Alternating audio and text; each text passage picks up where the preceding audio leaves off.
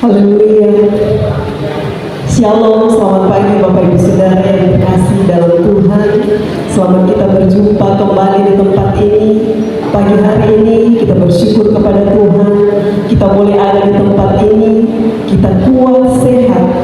Kita percaya semua karena anugerah Tuhan. Saya percaya Tuhan hadir di tempat ini. Mari Bapak Ibu Saudara yang terkasih, bahwa hidup kita mau persembahkan yang terbaik untuk Tuhan pagi hari ini. Kita persembahkan setiap pujian, penyembahan dengan segenap hati kepada Tuhan. Bapak Ibu, kita akan buka ibadah kita yang suci kudus di pagi hari ini di dalam doa. Mari kita satu dalam doa. Pagi hari ini Tuhan, kami membawa syukur kepadamu Tuhan. Kami mau memuji, menyembah Engkau dengan segenap hati kami Tuhan. Kami percaya Engkau hadir di tempat ini. Engkau bertata di atas setiap pujian kami. Engkau bertata di atas setiap penyembahan kami Tuhan. Kami percaya ketika hadirat Tuhan ada di tempat ini, berkat Tuhan, lawatan Tuhan boleh terjadi di tempat ini Tuhan. Bapa, urapi kami semua Tuhan. Kami percaya hanya udara surga ada di tempat ini. Kami percaya mujizat Tuhan nyata di tempat ini. Kami percaya Tuhan, setiap pelayan yang ada di pagi hari ini semua sudah diurapi oleh Tuhan. Terima kasih Bapa, terima kasih Tuhan. Kami mau persembahkan yang terbaik untuk Tuhan. Kerinduan kami Tuhan, apapun yang kami berikan kepada Tuhan, itu semua sungguh-sungguh berkenan di hadapan Tuhan. Terima kasih Bapa, terima kasih Tuhan.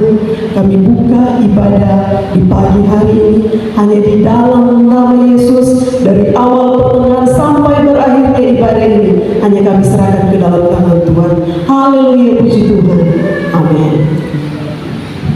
Haleluya. Haleluya artinya terpujilah nama Tuhan. Tidak ada pribadi yang kita sembah, tidak ada pribadi yang kita puji selain nama Yesus. Mari bawa setiap puji-pujian kita, penyembahan kita dengan segenap hati hanya untuk Tuhan kita, Yesus Kristus.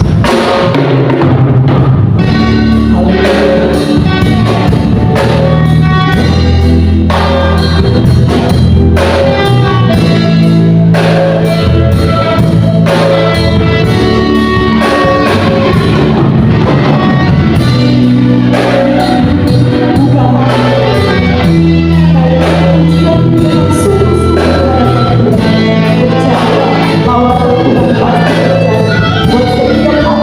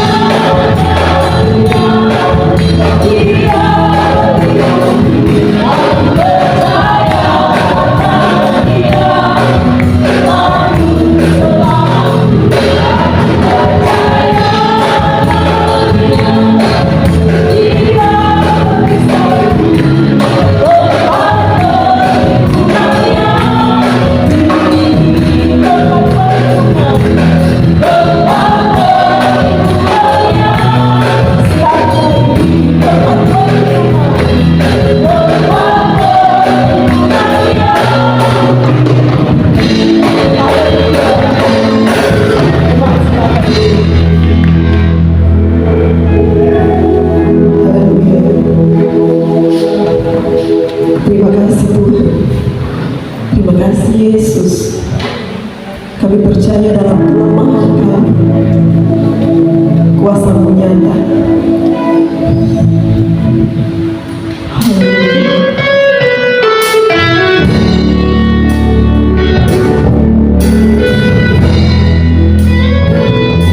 Engkau sudah segala-galanya dalam hidup kami.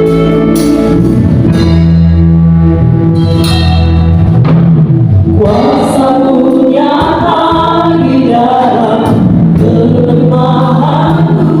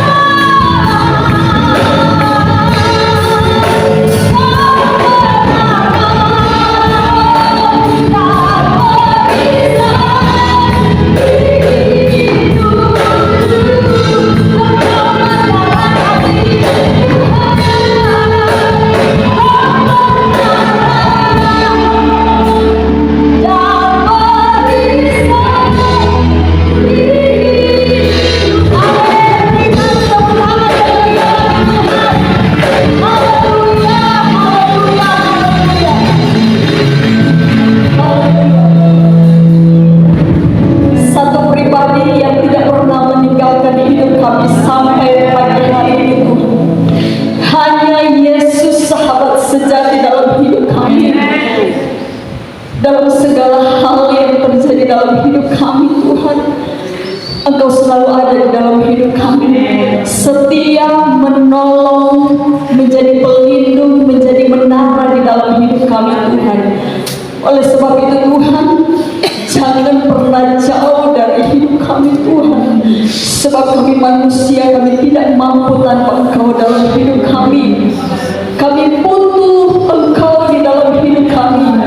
Amat terlebih pagi hari ini Tuhan, kami percaya pujian kami sudah naik di hadapan-Mu, dan tiba saatnya Tuhan, kerinduan kami mau mendengar setiap kata firman Tuhan pagi hari ini.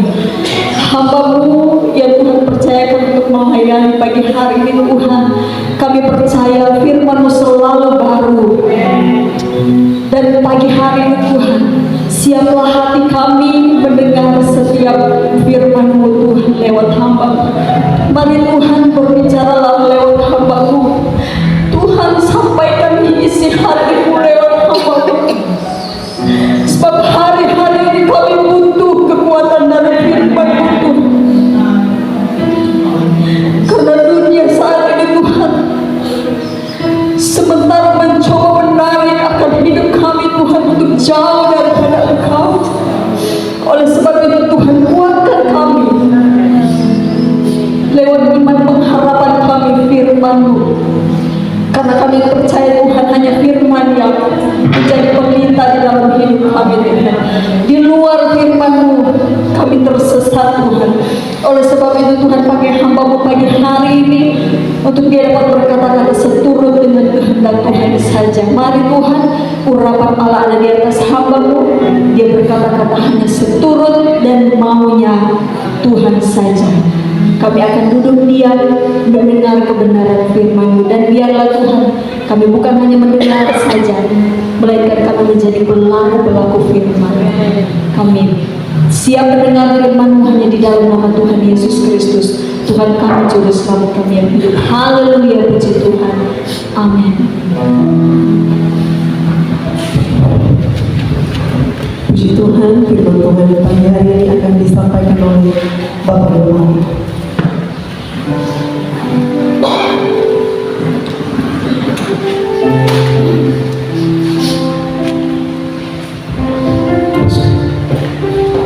Shalom, shalom, haleluya, haleluya. Disampaikan tangan untuk Tuhan. Tema khotbah saya menang dan kalah. Bilang dulu kiri kanan, menang dan kalah. Dalam sebuah pertandingan kehidupan, menang dan kalah itu hal biasa. Atau dalam sebuah pertandingan, menang dan kalah itu biasa. Ada menang, ada kalah. Tetapi sebagai anak Tuhan, orang percaya, pengikut Yesus, kita harus menjadi pribadi-pribadi yang menang. Katakan amin. Apa yang kita harus menang di sini, Bapak Ibu? Yesus mau kita menang. Karena itu Yesus dengan segala macam cara, segala macam upaya, berusaha sampai dia ada di atas bukit Golgota di kayu salib, menyelesaikan semua pekerjaannya hanya untuk membuat saya dan saudara menjadi seorang pemenang. Menjadi seorang pemenang. Tetapi kita tidak bisa pungkiri juga di dalam dunia ini, dari ketika Yesus memulai pelayanan, bahkan ketika dia mau lahir, ada satu sosok yang tidak senang untuk kita manusia mengalami kemenangan, yaitu iblis. Karena itu Bapak Ibu, kita mau belajar hari ini. Saya ingat kapan itu, ini khotbah saya pemenang dan pecundang, ya toh, karakter seorang pemenang. Tetapi hari ini kita mau belajar bagaimana kita menjadi seorang pemenang dan tidak menjadi orang yang kalah. Seorang pemenang, kalau kita belajar dari karakter Yesus, karakter Yesus yang adalah panutan hidup kita, maka kita akan tahu bagaimana kita bisa menjadi seorang pemenang. Kalau umpamanya, saya ingat dulu saya masih SD itu, tidak tahu sudah di mana fotonya nih ya. Ini saya ada ikut lomba, tidak tahu lomba puisi atau lomba menyanyi itu. Dan guru yang selalu ajar saya itu adalah Ibu Iyam. Dulu paling kalau sudah juara di sekolah, tingkat sekolah sini, naik ke kecamatan. Waktu itu kecamatan masih di Lemito, ya, kecamatan masih di Lemito. Yang bawa saya Ibu Iyam. Tapi selama saya latihan, saya tidak pernah protes. Maksudnya protes ini rupa prei. Ketika DPO Pak Heni latihan, dia bilang, Pak Heni suara ini fals. Bayangkan, saya ada bayangkan seumur hidup Heni, nanti prei yang bilang Heni suara fals. Luar biasa ini prei. Baru prei yang bilang Heni langsung lepas gitar, tapi yang juga. Bayangkan, baru prei yang bilang Heni suara fals. Nah, jadi seperti itu. Saya ingat waktu sudah juara sini naik ke Lemito. Waktu di Lemito, namanya masih kecil itu ikut lomba. Tidak tahu Ibu yang masih ingat atau tidak. No, Ibu ingat, baru kalau tidak mau iko perintah mau dapat cubit. Mau dapat cubit itu dia itu. Kalau bukan kakak kisah belah pegang talinya, air naik air turun. Masih ingat itu air turun? Anak-anak sekarang mungkin sudah tidak alami itu. Air naik air turun. Nah, baru ini tangan satu ini ada di sini, di pinggang sini, mau baca itu mau putar antara gili dan sakit, bingung juga. Nah, seperti itu. So manani saya, tidak boleh karena pulang kita dia bilang pulang dong. Mau pulang bagaimana di Lemito? Sedangkan sekarang saja kalau mau pulang berjalan kaki, berpikir apalagi waktu itu. Tidak ada kendaraan, memang susah kendaraan. Jadi sudah ikut latihan. Memang ingat sekali waktu itu kalau masih SD, kan dati suka mengantuk kurang ada kasih bangun itu setelah tidur, segiliran orang tampil. Nah, tetapi ada satu kebanggaan, ada satu kesenangan tersendiri ketika kita meraih kemenangan atau ada kemenangan yang kita bawa pulang. Setidaknya juara 3 itu sudah lumayan. Juara 3 dengan nomor peserta sekian, utusan dari kebanggaan tersendiri. Itu DP piala itu ada di sekolah, ada orang bernama, senang sekali. Guru yang membawa orang, perwalian yang membawa orang pun itu bangga dan senang. Demikian juga kita sebagai anak-anak Tuhan, orang percaya, Yesus sudah memberikan segala-galanya, berkorban segala-galanya hanya untuk menjadikan kita sebagai pemenang. Dan betapa bahagianya Yesus ketika melihat kehidupan kita, anak-anak Tuhan, orang percaya pun mengalami yang namanya kemenangan. Kemenangan telah Tuhan sediakan, tetapi memang untuk mencapainya berbagai macam proses yang harus kita lalui, yang harus kita lewati. Kalau umpamanya menyanyi ya seperti itu, latihan menyanyi. Nah, saya dan Ibu Rohani karena ini ikut lomba, Ibu yang kasih orang tanya sama Ina, kira-kira siapa yang mau ikut lomba menyanyi? Ibu yang pray saja. Nah, pray ini sama iyo, biar lagu baru dia dengar iyo. Karena ini lagu ini dia ini, saya sendiri coba bilang bagian dari Ibu Rohani, so kasih latihan di rumah, so berapa hari, tinggal 1 minggu atau berapa lama dia tampil itu, so berapa hari dia latihan, tetap tidak bisa. Saya dan Ibu Rohani so menyerah. Pas hari Minggu begini, Ibu Rohani bilang sama Ibu Yang, memang Ibu Yang kalau apa ini, karena saya tahu dari dulu ngajarnya kelas 1 kelas 2, kelas paling ribet soal itu. Bayangkan ada suruh duduk orang ada lari, ada jaga ini yang sana yang ada lari, jaga ini yang sana yang ada lari. Luar biasa. Ibu yang bilang sudah nanti suruh ke rumah saja dia latihan. Orang tunggu-tunggu DP hasil tadi itu yang pertama, opah ini suara fals. Yang kedua, ibu yang bilang bukan main. Ada kas latihan pada di atas kursi. Soalnya, pokoknya dia bikin memang tapi ya itulah kesabaran mereka ibu yang untuk melatih sampai akhirnya tampil. Tampil ini pede. Saya belum lihat dia ini menyanyi bagaimana, ada lagu pilihan dengan lagu wajib. Lagu pilihan yang perlu wajib. Pelatih dua-dua yang deg-degan. Yaitu Om Nene dan Ibu Yang. Ketika dia tampil Bapak Ibu, wih bagaimana? Ada yang kita salah, tapi cuek dia, lurus saja. Biar ada salah, dia pakai lurus. Nah ini Bapak Ibu, dalam menjalani hidup ini, untuk mencapai kemenangan, kita tidak terlepas dari yang namanya salah, keterbatasan kita. Tetapi jangan pernah undur, terus maju, karena kemenangan itu tadi saya katakan Tuhan sudah sediakan bagi kita. Yang setuju katakan amin. Katakan kiri kananmu, kita adalah pemenang. Saya adalah pemenang. Bagaimana kita bisa capai kemenangan? Kalau kita mencontohi pribadi Yesus. Yang pertama, berbuat baik. Teruslah berbuat baik. Sekalipun ada orang-orang berniat jahat kepada Yesus. Ini contoh Yesus ya. Seperti Yesus terus berbuat baik. Sekalipun ada orang-orang berniat jahat kepada Yesus, tapi tidak membuat Yesus undur untuk berbuat baik. Dia terus berbuat baik.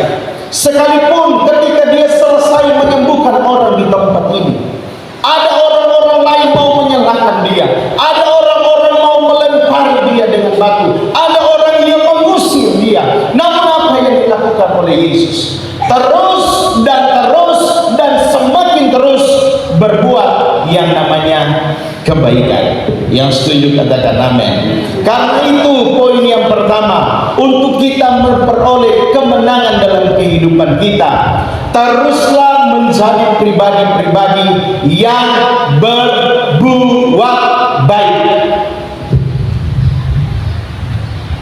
Sekalipun ada orang-orang yang menyakiti kita, ada orang-orang yang memperlakukan kita tidak baik, tapi itu tidak akan menjadi alasan buat saya dan saudara untuk tidak menjadi pribadi yang berbuat baik. Tidak ada alasan bagi Yesus untuk membenci orang lain. Sekalipun dia disakiti, dia dihianati, dia dikecewakan atau lain sebagainya, namun Yesus tidak pernah berhenti berbuat yang namanya baik. Bahkan terakhir sampai dia ada di atas kayu salib. Salah satu yang menunjukkan kebaikan Yesus, kemurahan hati Yesus, seorang penjahat yang ada di sisi kiri dan kanan. Yang satu bilang begini, Tuhan, ingatlah akan aku jika engkau sudah memerintah, dalam terjemahan aslinya, memerintah dalam kerajaan. Ingatlah ketika engkau sudah ada dalam pemerintahan. Yesus berkata, saat ini juga engkau bersama-sama dengan aku di Firdaus. Tapi yang satu berkata apa? Kalau betul kau anak Allah, selamatkan kita. Jadi ini saya ingat ini cerita karena bicara kayu salib. Ibu Ruhani ada putar itu video, Ibu Ruhani kasih dengar. Ini orang bilang begini, kita ini Kristen, kurang Kristen apa kita? Kita pekalong salib, dia sudah bawa hampir 1 meter, setengah meter, ke samping 30 cm. Jadi kurang Kristen apa orangnya? Salib kemana-mana salib, ada gantung salib, bahkan tato salib, atau salib yang entah hapus, apalagi kurang Kristen apa. Itu pendeta bilang jangan salah. Ingat, di Golgota itu ada 3 salib. Ngana salib yang mana? Salib di tengah, tapi kalau ngana ini pendeta bilang salib yang di samping, ngana ini yang masuk neraka. Kalau ngana perbuatan tidak bertobat. Jadi jangan anggap pakai kalung salib, semua salib mantap. Belum tentu salib yang mana. Karena di Golgota ada berapa salib? 3. Yang di tengah salib Yesus. Yang bahaya salib yang dia pakai salib yang orang yang di sebelah kiri yang masuk neraka. Nah Bapak Ibu, Yesus sampai pada puncak Golgota pun di atas kayu salib, Yesus masih berkata, engkau saat ini bersama-sama dengan aku di Firdaus. Bentuk kasih Yesus, bentuk kepedulian Yesus akan jiwa orang ini. Nah hari ini Yesus mengajarkan kepada saya dan saudara untuk yang pertama, teruslah menjadi pribadi yang berbuat baik, tidak terintimidasi dengan suara yang melemahkan dan menjatuhkan. Bahkan sekalipun dia harus sampai di kayu salib tanpa kesalahan, dia tetap menjadi pribadi yang taat kepada firman Tuhan, yaitu karakter pribadinya ialah berbuat baik. Karakter Yesus yang Yesus tinggalkan bagi kita, karakter Yesus yang Yesus contohkan bagi kita ialah satu, berbuat baik. Bilang dulu, berbuat baik. Ada satu ilustrasi seorang petani. Seorang petani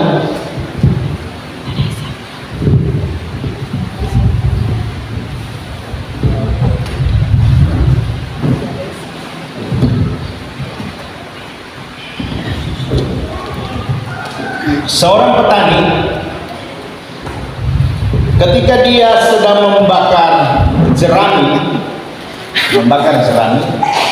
tiba-tiba dia melihat ketika dia lewat, ada seekor ular yang ikut terbakar sini.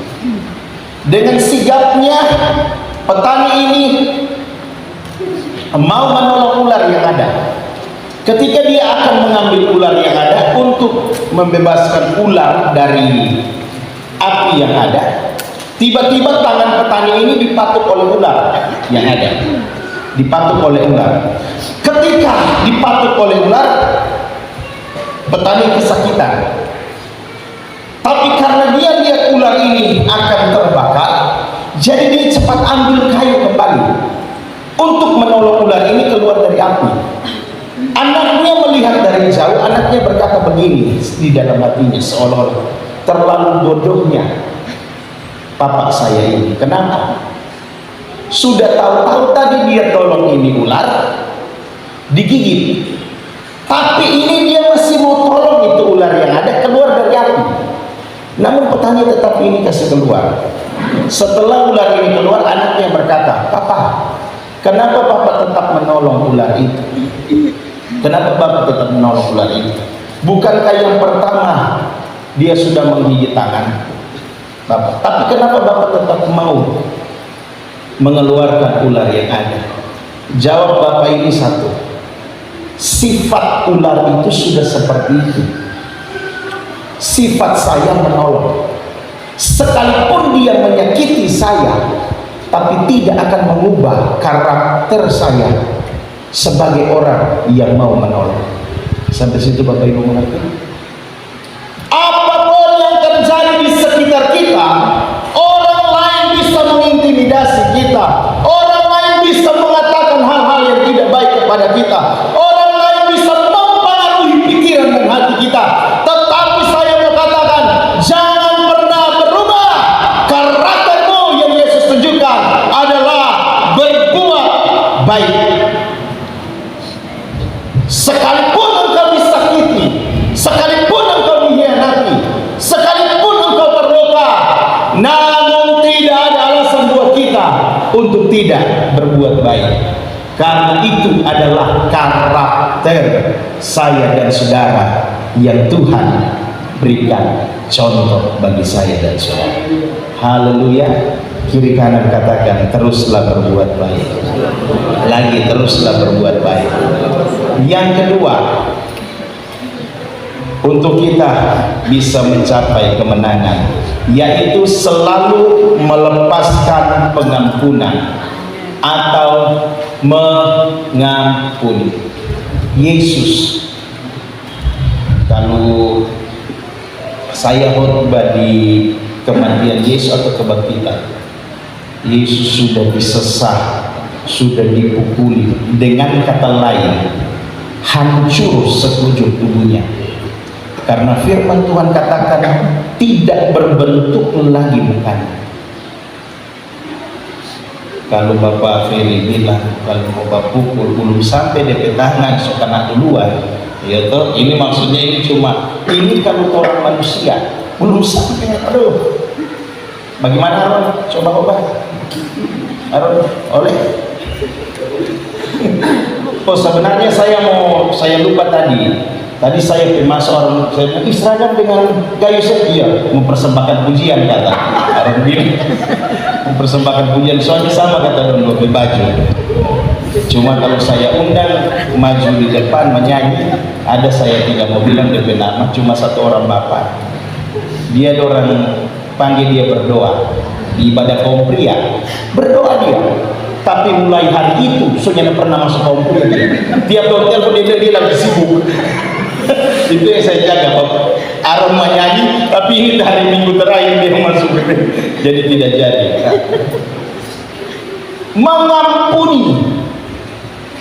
Bapak Ibu, ini kalimat yang sederhana, tapi amat-amat sangat dalam. Kalau kita sedang tidak terluka itu mudah.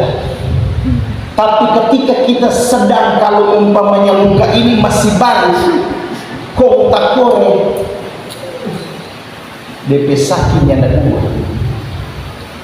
Tapi Yesus dalam keadaan yang paling menyakitkan sekalipun, orang yang paling dikasihi menyangkal dia, orang yang paling dipercayai menjual dia. Tapi Yesus berkata apa? Bapa, ampunilah mereka, sebab mereka tidak tahu apa yang mereka perbuat. Mengampuni bukan sesuatu yang mudah, tapi inilah ciri khas karakter seorang pemenang. Apapun keadaannya, apapun situasinya, mengampuni itu harus. Mengampuni itu wajib. Tapi dia yang salah, tapi aku yang sakit, tidak masalah.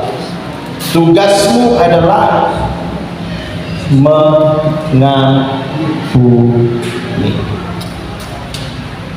Katakan kiri kananmu, mengampuni. Lagi, mengampuni. Yang ketiga, sikap seorang pemenang atau kita untuk bisa memperoleh kemenangan. Tadi yang pertama apa? Teruslah berbuat baik. Yang kedua, mengampuni. Yang ketiga ialah menyerahkan semuanya kepada Tuhan. Dalam menjalani hidup ini ada titik di mana kita merasa kita tidak bisa berbuat apa-apa lagi. Ada saat di mana kita tidak berdaya sama sekali. Bukan hanya tidak berdaya, tapi tambah kalimat sama sekali. Saat itulah titik di mana seperti Yesus ada di Taman Getsemani. Ketika engkau sudah tidak sanggup lagi, tidak mampu lagi, engkau tidak perlu tidak mengampuni. Engkau jangan sampai tidak berbuat baik. Yang engkau lakukan adalah datang kepada Tuhan, serahkan semuanya kepada Tuhan. Bapa, kalau boleh, angkat cawan ini, angkat penderitaan ini, angkat beban ini, angkat pergumulan ini. Tetapi bukan sampai situ. Yesus berkata apa? Tapi bukan kehendakku yang jadi, melainkan kehendak Bapa. Ketika engkau menyerahkan semuanya kepada Tuhan, dengan kata lain engkau mempercayakan Tuhan yang bekerja atau mengerjakan semuanya bagi engkau. Ada ilustrasi saya pernah katakan, tapi ini saya tambahkan sedikit. Saya katakan kalau dulu menyerahkan itu begini, lepas. Nah ini saya kasih contoh lebih jelas. Bukan hanya menyerahkan. Sekarang begini, ini HP ini rusak. Ini umpamanya Bapak Ibu, kalau rusak ini kasih saya pakai apa? Ini HP ini rusak. Saya Obed adalah ahli. Obed adalah memang DP bagian ini paling jago memperbaiki HP, sekalipun tidak. Ini kan cuma contoh. Jadi saya bilang sama Obed, ini masalah saya, pergumulan saya. Obed tahu apa yang harus dia perbuat dengan HP saya yang rusak. Obed ke dalam hati kita bawa Pak Ucok, biar nanti Ucok yang kasih baik. Bukan begitu, ini contoh ini Obed, jangan bawa siapa ini, anggap Obed paling hebat sini, anggap. Kalau Ucok tidak bisa bawa di yang lain, Pak Mas, bukan. Obed tahu apa yang harus dia perbuat dengan persoalan saya.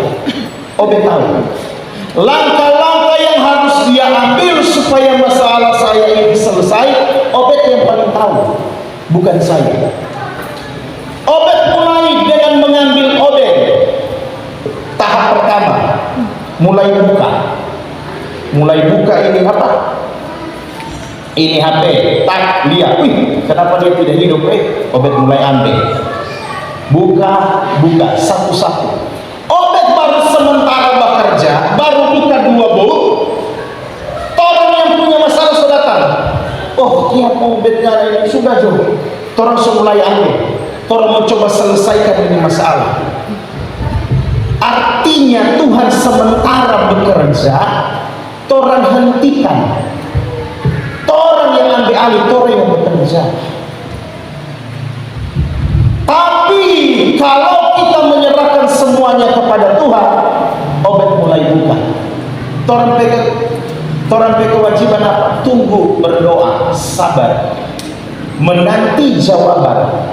Kapan selesainya masalah ini? Kewajiban orang hanya sabar menunggu, berdoa. Setelah ini selesai, jadinya lebih baik, lebih sempurna karena di tangan sang ahli. Tapi kalau saya paksakan ini, saya selesaikan, cuma 2 kemungkinan. Kalaupun selesai, masih banyak error. Dan yang lebih fatal akibatnya justru bukan baik, tapi lebih rusak. Saya dulu suka sekali membongkar Bapak Ibu. Saya bilang, saya ini ahli mesin, tapi ahlinya ini ahli membongkar. Bapak saya tidak ditahu. Dulu orang ada tape itu tape Panasonic atau Sony itu. Nah, cuma begini. So tidak bisa hidup. Kita mulai bongkar. Ya habis bongkar itu tidak bisa susun ulang. So setengah mati mau DP bawa ini di mana? So setengah mati. Kalau kita mau memaksakan, 2 kemungkinan, jadi tapi tetap error, atau lebih parah kerusakannya. Tapi kalau di tangan sang ahli, sudah pasti hasilnya. Mari bawa segala pergumulan, permasalahan, persoalan hidup kita, yang dimana mungkin ada di titik dimana kita sama sekali tidak bisa berbuat apa-apa.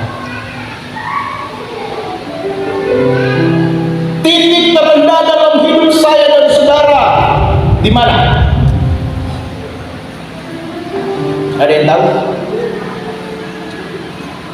Kasih uang 50 saja atau 100. Titik terendah dalam hidup kita ada di sini.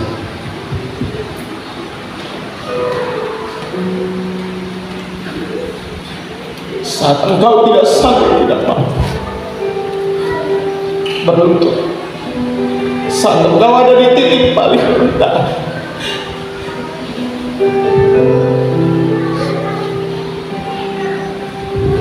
percaya Tuhan tahu engkau sudah tidak mampu lagi. Percaya Tuhan tahu engkau sudah tidak sanggup lagi. Maka dari titik terendah engkau akan melihat tangan Tuhan sendiri akan mengangkat engkau. Dia akan menopang engkau. Kenapa? Karena Tuhan sendiri berkata, aku tidak akan membiarkan engkau sampai jatuh tergeletak. Tanganku akan siap sedia menopang engkau, mengangkat engkau. Ada banyak orang ketika menghadapi masalah persoalan, ketika mereka masih bisa berbuat segala hal, itu belum menjadi titik terendah. Tapi ketika Allah sudah tidak sanggup berbuat apa-apa dan tinggal lututmu yang berbicara, maka saya mau katakan itu adalah titik terendah dalam hidup, di mana tangan Tuhan sendiri akan mengangkat engkau, menolong engkau. Kenapa? Engkau sudah tidak bisa berbuat apa-apa lagi. Serahkan semuanya kepada Tuhan. Pribadi Yesus saja ketika dia sampai pada titik itu, sementara berlutut di taman Getsemani, dia hanya berkata, bukan kehendakku Tuhan yang jadi, tapi kehendakmu. Tuhan mau saya dan saudara mengalami yang namanya kemenangan, karena kemenangan itu adalah milik saya dan saudara. Yang setuju katakan amin. Poin yang berikut, Yesus mau kita menang, tapi iblis mau kita kalah. Iblis mau kita kalah. Iblis mau kita kalah. Ingat itu. Iblis mau kita kalah. Yesus mau kita menang. Iblis mau kita kalah. Bagaimana kita bisa menjadi kalah?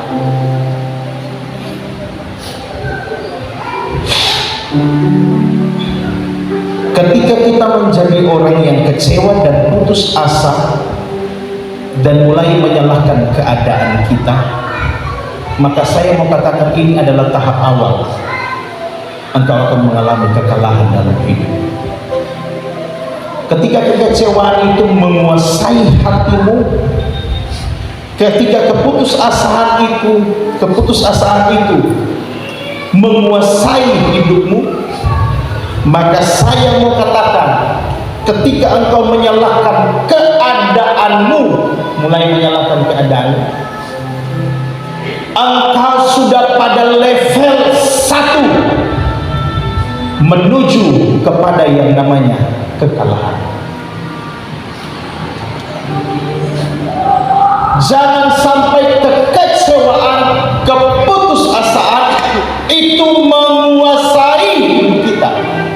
Banyak cara iblis, banyak siasat iblis. Bapak Ibu, kita hidup paling tua 80 tahun di sini, tapi iblis hidup sudah 2000 tahun lebih.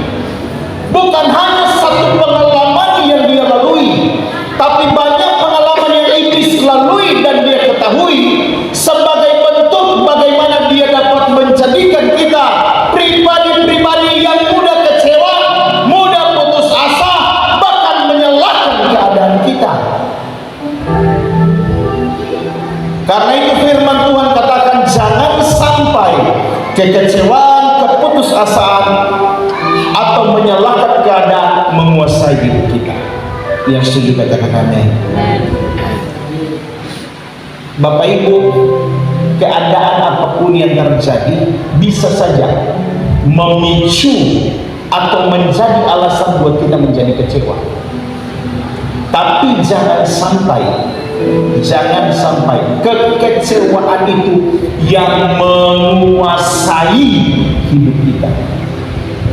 Baru dan gembala, kita sudah pernah merasa kecewa? Ada. Apakah saya tidak pernah merasa putus asa? Ada. Tapi jangan sampai kecewa dan putus asa itu yang menguasai hidup kita.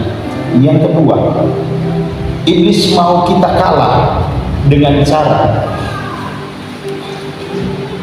iblis menunggu saat di mana kita berkata seandainya.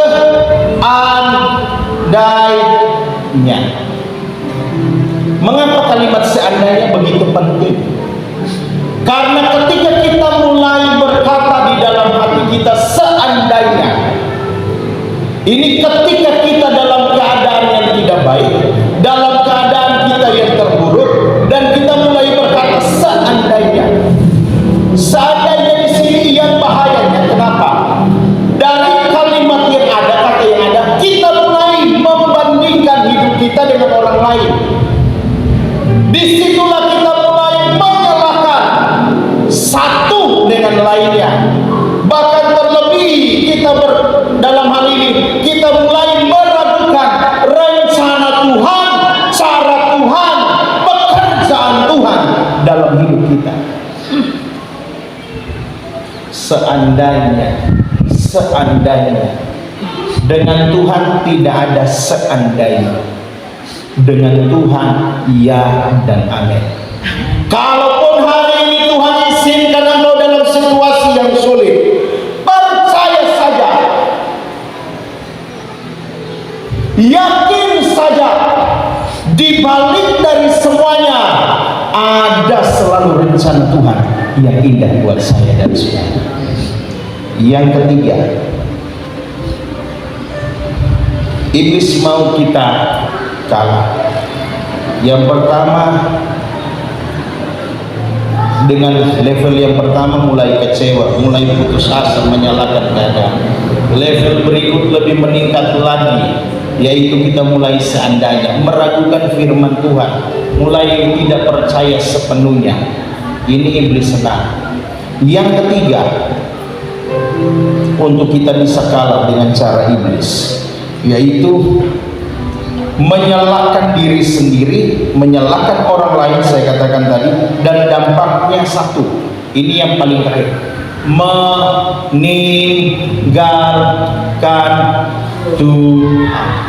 Meninggalkan Tuhan bukan hanya tidak ada di ibadah, meninggalkan Tuhan bukan hanya tidak kelihatan, tetapi hati kita jauh dari Tuhan. Kalau dalam Yesaya katakan firman Tuhan kepada Israel, engkau memuliakan aku hanya dengan bibir saja, tetapi sesungguhnya hatimu jauh daripada. Hal ini biarlah menjadi perhatian kita semua. Jangan sampai kita sampai pada titik ini, menyalahkan diri sendiri, menyalahkan orang lain, menyalahkan keadaan secara tidak langsung, pasti akan mematikan hubungan saya dengan Tuhan, hubungan kita dengan Tuhan. Kenapa? Tuhan selalu punya yang terbaik bagi kita. Yang setuju Tuhan punya yang terbaik buat kita, katakan amin. Saya tutup dengan kalimat ini.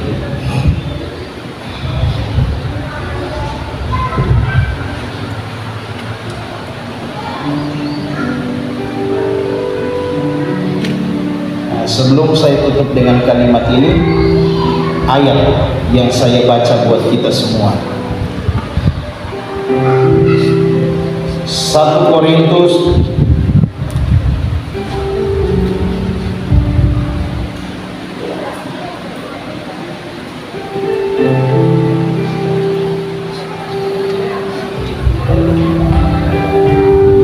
1 Korintus pasal 10 ayat 13.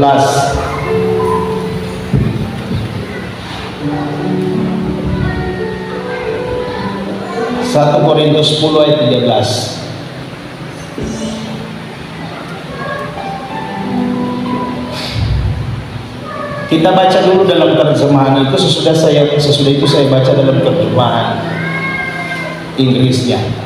Pencobaan-pencobaan yang kamu alami ialah pencobaan-pencobaan yang tidak melebihi kekuatan manusia.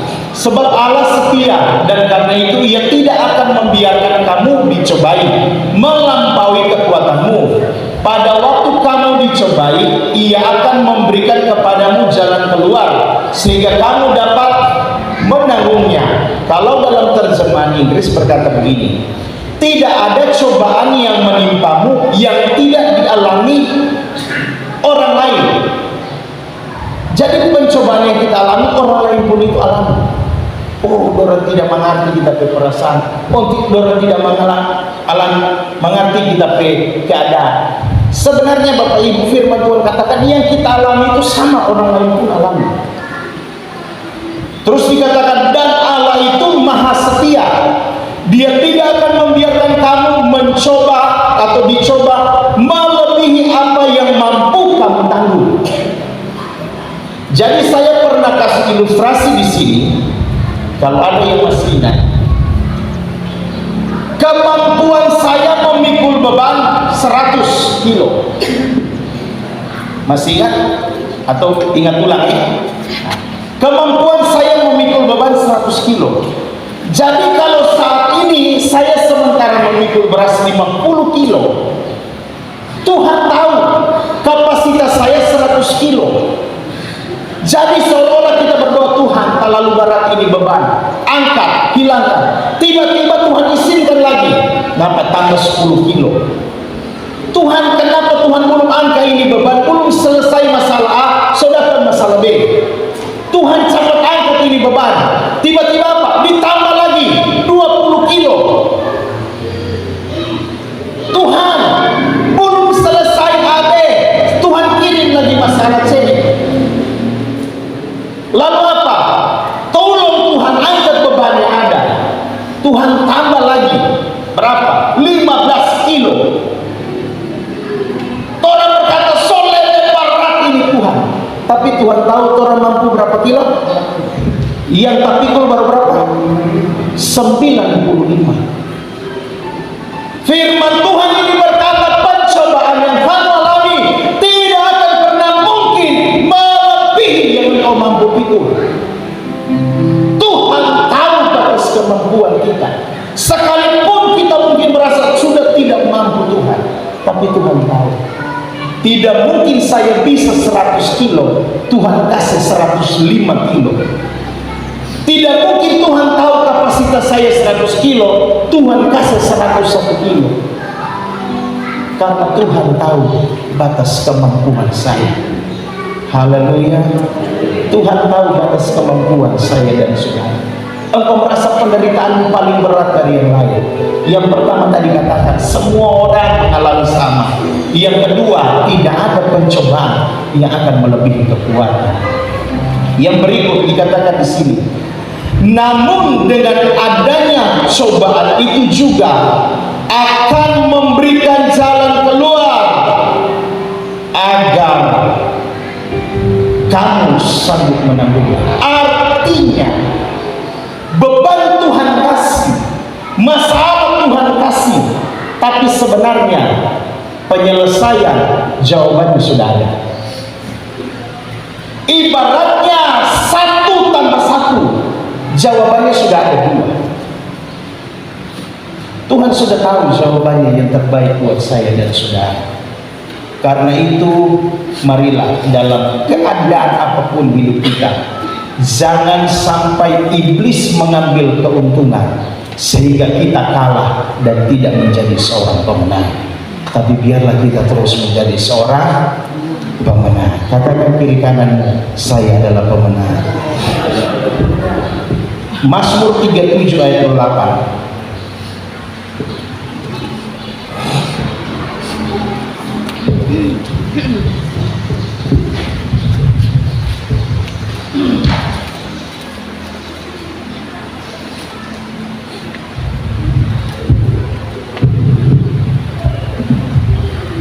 Mazmur 37 ayat 8. Banyak alasan kita untuk bisa menjadi kecewa, kepahitan, tapi jangan sampai semuanya justru menguntungkan iblis, kita kalah dan kita tidak menjadi pemenang. 1, 2, 3. Berhentilah marah dan tinggalkanlah panas hati itu. Jangan marah, itu hanya membawa kepada kejahatan. Dalam terjemahan asli berkata begini, ini bagus. Jangan marah dan frustrasi. Kalau dalam terjemahan Inggrisnya berkata jangan marah dan frustrasi. Jangan khawatir. Itu hanya akan membawa masalah. Itu dalam terjemahan Inggris. Jadi kalau dalam terjemahan Inggris lebih jelas, lebih bagus berkata begini, jangan marah dan frustrasi, tanda seru. Jangan khawatir, tanda seru. Itu hanya akan membawa masalah. Kenapa saya tutup dengan 3 hal ini?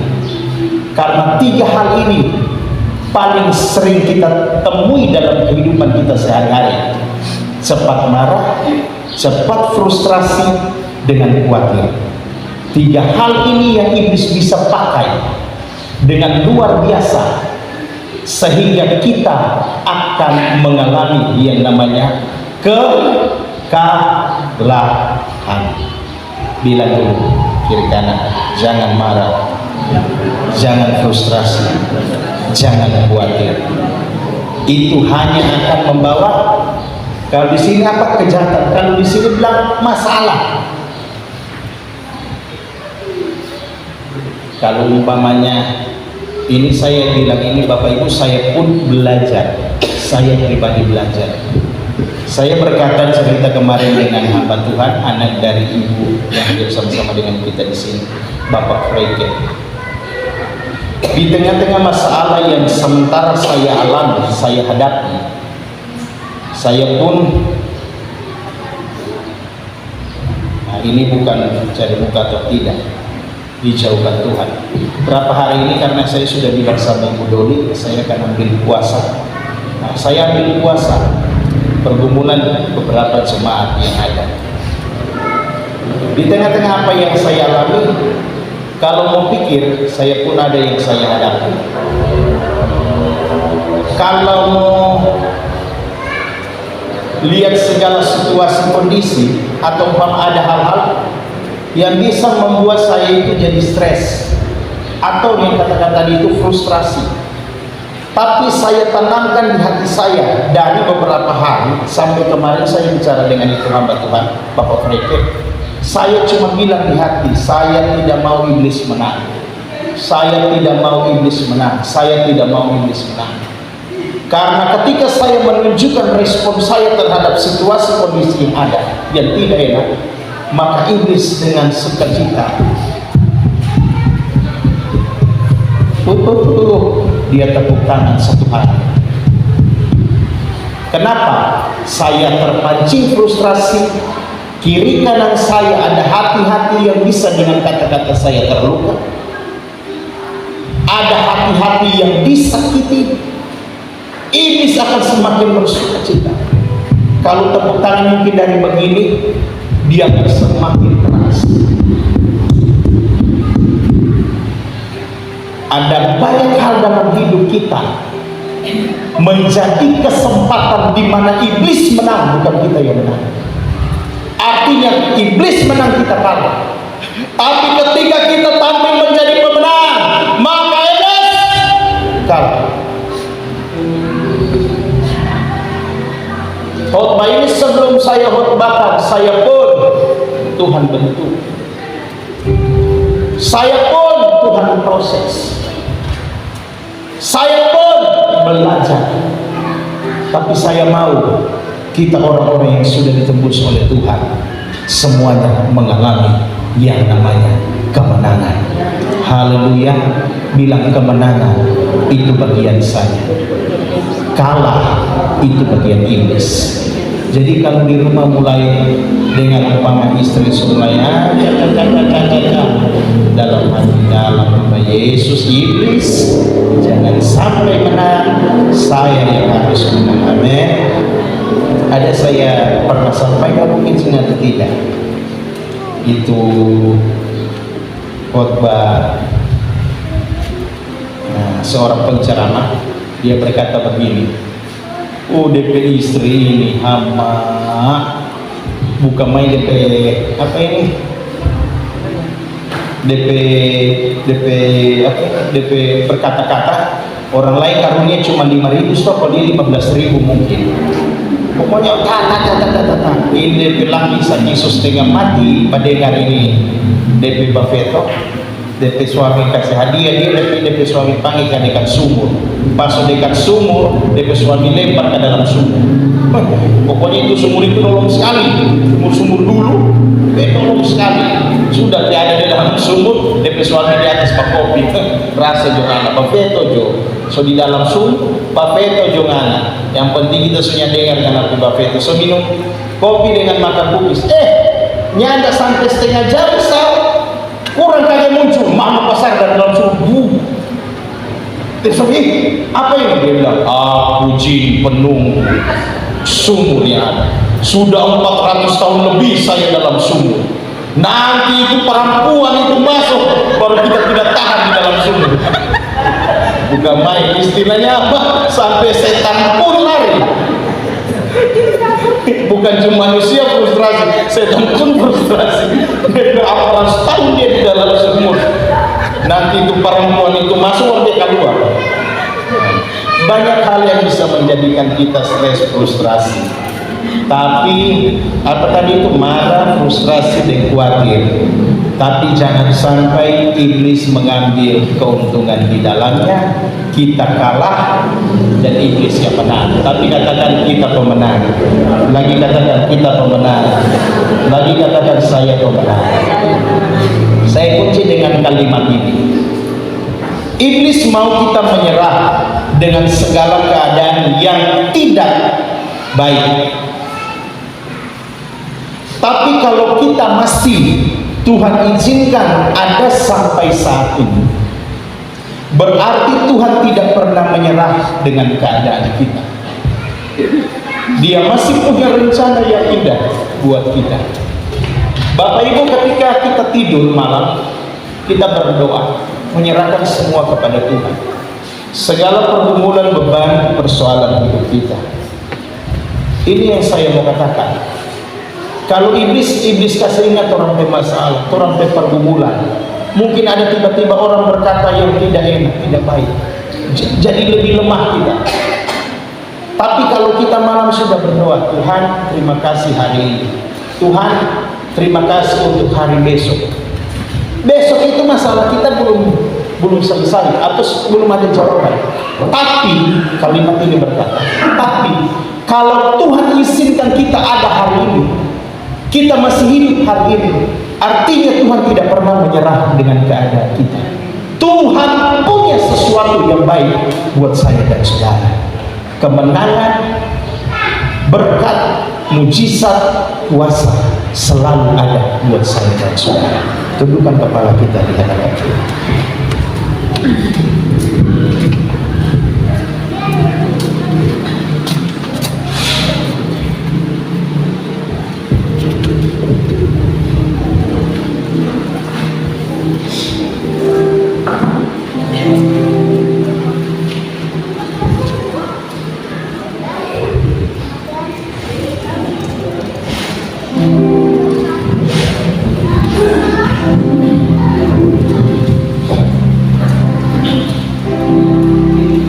Apa keadaanmu hari ini? Katakan Tuhan belum menyerah dengan kita.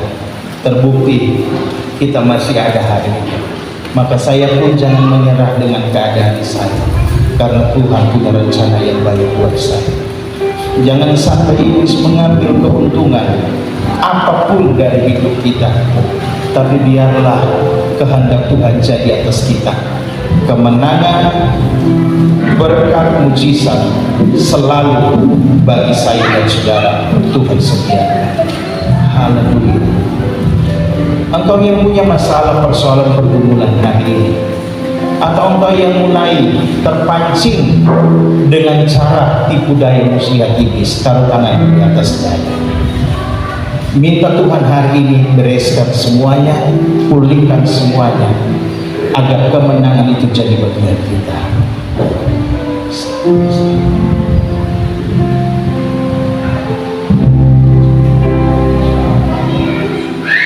Seindah pelangi sehabis hujan, janji untuk masa depanku.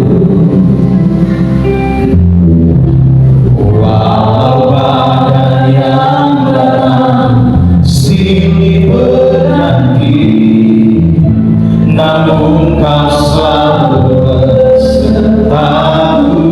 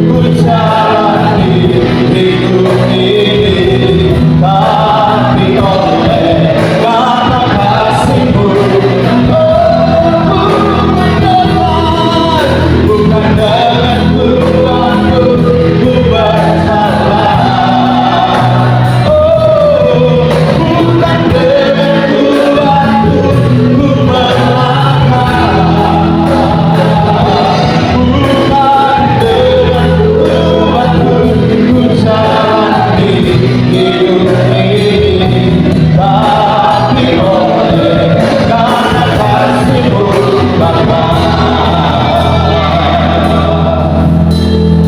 Tundukkan kepala di hadapan Tuhan.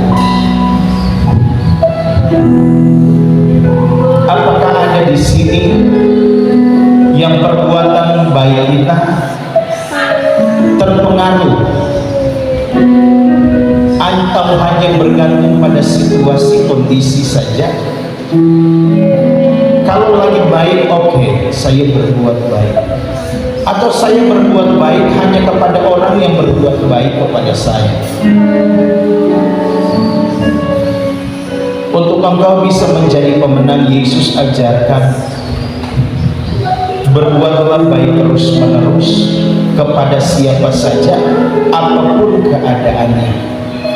Jangan pernah terintimidasi oleh keadaan kita, oleh situasi kita, oleh siapapun. Karena berbuat baik adalah karakter saya dan saudara yang Yesus ajarkan. Yang kedua, lepaskanlah pengampunan. Kenapa? Bapak Ibu, marah kepahitan itu hanya seperti sebuah tali yang jika kita terus simpan akan terus mengikat kehidupan kita. Kita tidak akan mengalami yang namanya kemenangan dalam hidup kita. Lama-kelamaan akhirnya kita tidak kuat lagi, kita tidak mampu. Karena itu lepaskan pengampunan kepada siapa saja, bahkan dirimu sendiri, bahkan terhadap keadaan. Lalu datang kepada Tuhan, serahkan semuanya kepada Tuhan. Yang kita renungkan juga siang hari ini adalah jangan sampai kita menjadi pribadi-pribadi yang cepat kecewa, cepat putus asa, atau menyalahkan keadaan kita. Atau jangan sampai kekecewaan dan keputusasaan itu menguasai hidup kita. Iblis mau, dan itu rencana iblis, agar kita ragu akan rencana Tuhan, cara Tuhan, jalan Tuhan, janji Tuhan bagi hidup kita. Sehingga kita mulai menyalahkan diri kita, menyalahkan orang lain, menyalahkan keadaan yang ada. Secara tidak langsung hati kita mulai jauh dari Tuhan. Tapi hari ini saya tutup dengan kalimat yang tadi. Kalau kita masih ada hari ini, berarti Tuhan belum menyerah dengan kita. Apapun keadaan kita, Tuhan punya sesuatu yang terbaik bagi kita. Tuhan punya jawaban buat kita. Mari tundukkan kepala. Bukan dengan kuatku ku berjalan, bukan dengan kuatku. Bapak Ibu berdoa singkat saja.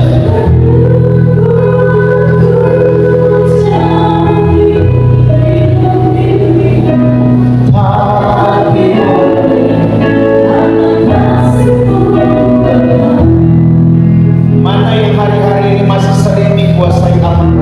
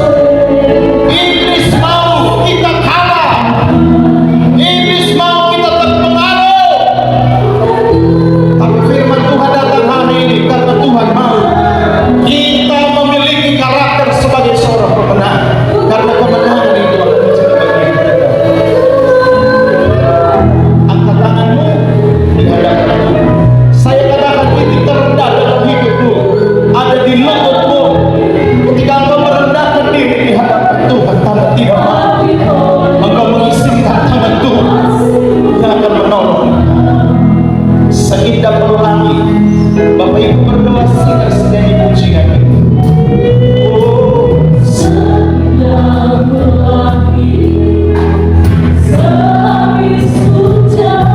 banyak alasan membuat kita marah. Banyak alasan membuat kita bisa frustrasi.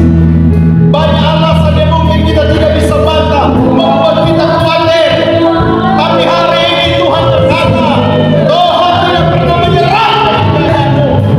Tuhan sanggup, Tuhan mampu memulihkan hidupmu. Haleluya.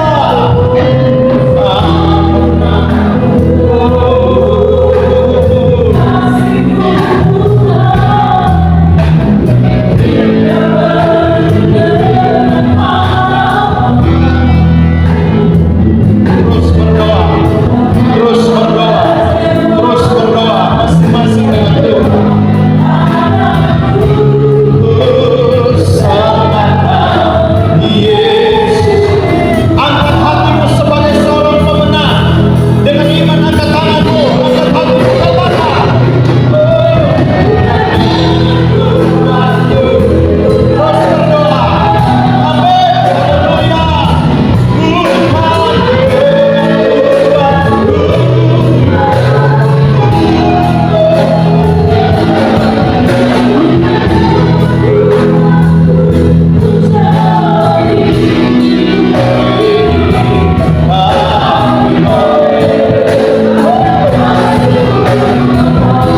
Yang sudah sama-sama dengan iman, bukan dengan kuatku ku bersalah. Bukan dengan kuatku ku melangkah. Bukan dengan kuatku ku cari hidup ini, tapi oleh lagi sama-sama. Oh, bukan dengan kuatku.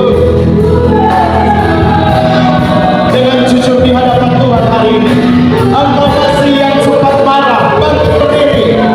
Engkau yang cepat frustrasi, bangkit berdiri. Engkau yang cepat khawatir, bangkit berdiri dengan iman. Tengahkan tanganmu ke atas. Minta hari ini Tuhan pulihkan hidupmu. Haleluya. Bukan dengan kuatku ku bersalah. Bukan dengan kuatku ku melangkah. Bukan dengan kuatku ku cari hidup ini, tapi oleh karena kasih-Mu. Semua pria saja, bukan dengan kuatku. Semua pria, ya. Oh, bukan dengan kuatku ku melangkah. Bukan dengan kuatku ku cari. Jangan biarkan iblis mengambil keuntungan sekecil apapun dari kita mulai hari ini. Tapi kita rindu Yesus berkorban untuk kita, kita menang. Kita harus menjadi pemenang. Terus pria ku berjalan. Oh, bukan dengan kuatku ku melangkah. Bukan dengan kuatku ku cari hidup, tapi oleh. Sekarang gantian, giliran wanita dengan iman katakan, bukan dengan kuatku, bukan dengan. Pria berdoa, haleluya, haleluya. Tuhan tahu beban yang sementara engkau miliki. Tuhan tahu pergumulan, kesusahan. Tapi jangan biarkan itu semua menjadikan engkau pribadi-pribadi yang kalah. Tapi biar lewat itu engkau bisa melihat kuasa mujizat Tuhan jadi dalam hidupmu. Lagi wanita, bukan dengan kuatku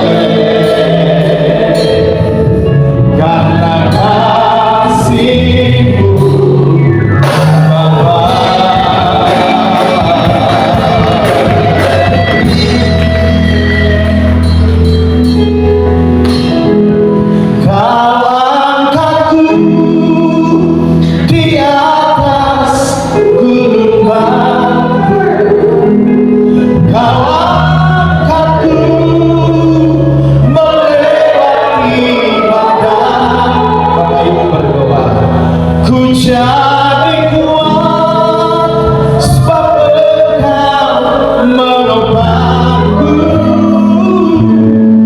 lebih dari yang dapat ku perbuat.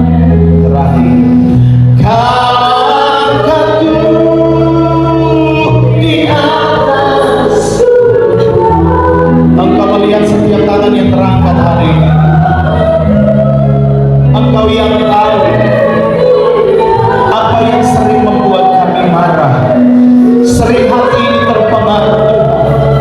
Engkau berkata kepada kami, mengapa hatimu panas? Lihat, iblis berdiri di dekat pintu hatimu. Hari ini kami minta Tuhan ampuni kami, kekecewaan kami. Tuhan, ini sakit kami, ini derita kami. Tuhan, ini pergumulan kami. Tuhan, ini yang membuat kami frustrasi. Tuhan, ini yang sering membuat kami khawatir. Hari ini kami mau buka semuanya di hadapan Tuhan.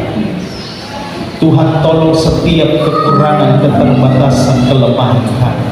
Mampukan kami menjalani hidup ini, sehingga kemenangan itu dapat menjadi bagian dalam hidup. Dalam nama Tuhan Yesus Kristus. Haleluya, puji Tuhan. Dengan iman katakan amin. Saya serahkan kepada sekretaris. Haleluya, puji Tuhan. Tuhan